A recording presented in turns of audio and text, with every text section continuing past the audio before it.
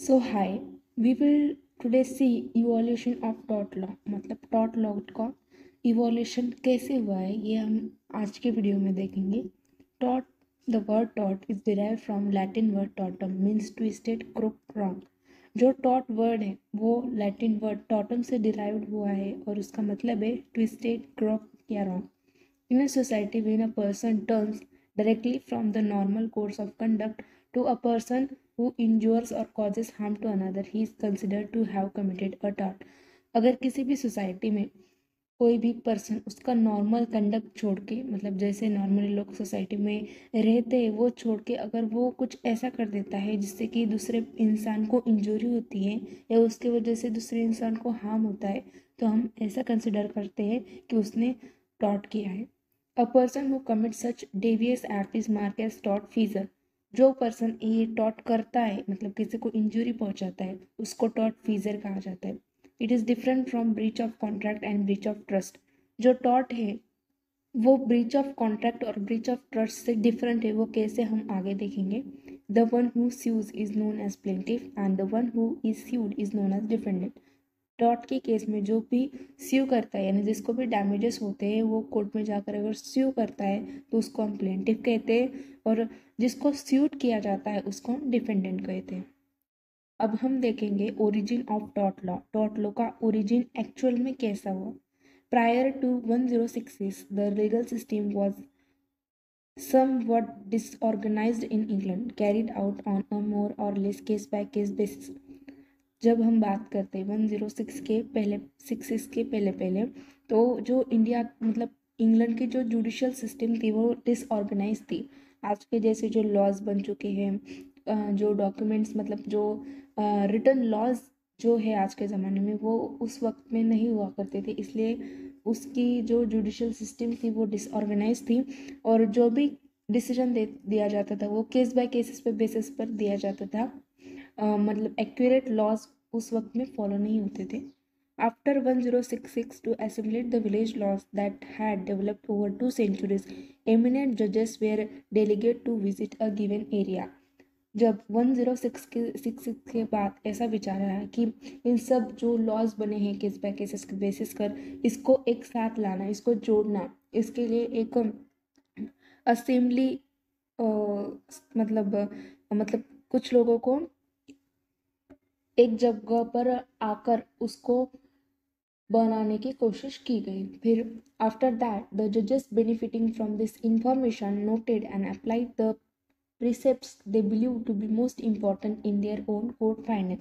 जो कोर्ट ये मतलब जो जजेस ये मानते थे कि एक इंफॉर्मेशन जो उनको मिली है वो बहुत इम्पोर्टेंट है और वो इंफॉर्मेशन वो उनके जो जजमेंट देते थे उनमें अप्लाई करते थे।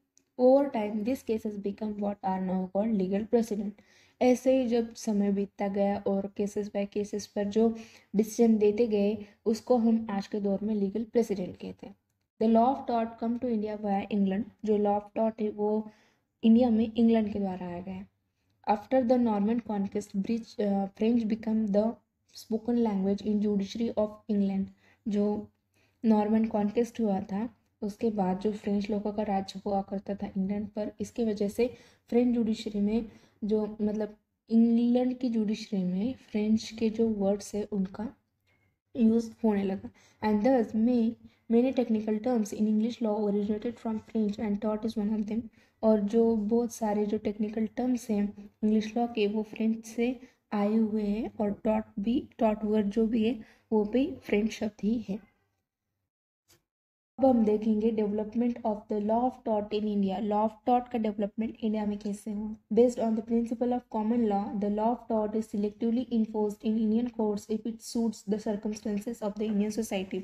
जो कॉमन लॉ होता था इंग्लैंड का वो इंडिया में जैसे कि मतलब जैसा है वैसा ही एप्लीकेबल नहीं कर देते थे, उसमें कुछ चेंजेस करके जो कि इंडियन सोसाइटी को सूट हो ऐसे चेंजेस करके वो इंडिया में एप्लीकेबल होता था। In India, the term tort has existed since the pre-independence period. Tort did not have such an important beginning under the Hindu law and Muslim law compared to English law. Tort जो term है इसका existence India में pre independence period से पहले भी था, but जो Hindu law है और उस मुस्लिम लॉ है इसमें कुछ ऐसा खास इम्पोर्टेंट महत्व नहीं है टॉट लॉ का जो कि इंग्लिश लॉ में है। Most of the law of taught in India is adopted from the English law of taught. जैसा कि आप सबको पता है कि इंडिया का most of the law England से लिया हुआ है, वैसे ही जो टॉट लॉ है वो भी इंग्लैंड से ही अडॉप्टेड है। However, the Indian courts, before making any application of the laws adopted from the English law of torts, see whether it is compatible with Indian culture and circumstances. जो कि मैंने पहले ही बताया कि जो लॉ है इंग्लैंड का वो वैसे का वैसा ही इंडिया में फॉलो नहीं किया जाता। वो उसमें कुछ चेंजेस करके जो इंडियन सोसाइटी को सूट हो ऐसे चेंजेस करके वो इंडिया में एप्लीकेबल किया जाता है। In India the origin of टॉट is related to charter of 1726।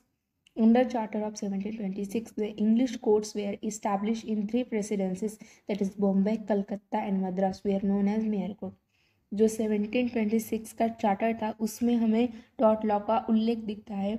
उस चार्टर के वजह से मुंबई, कोलकाता और मद्रास में मेयर कोर्ट की स्थापना हुई थी। This courts were working under the common law. ये कोर्ट कॉमन लॉ के अंडर में वर्क करते थे। कॉमन लॉ यानी इंग्लैंड का लॉ। application of common law, the principle of equity, justice and good conscience were being followed. जो common law के जो प्रिंसिपल है equity, justice and good conscience वो फॉलो किए जाते थे डिसीजन देने के लिए। लॉ ऑफ टॉट was being considered as inseparable part of the common law. जैसा कि मैंने बताया कि इंग्लैंड में लॉ ऑफ टॉट फॉलो किया जाता था।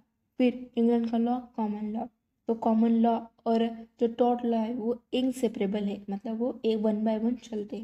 This was made applicable in India in this reference but due care was taken that it applies as per the condition, custom and tradition of India.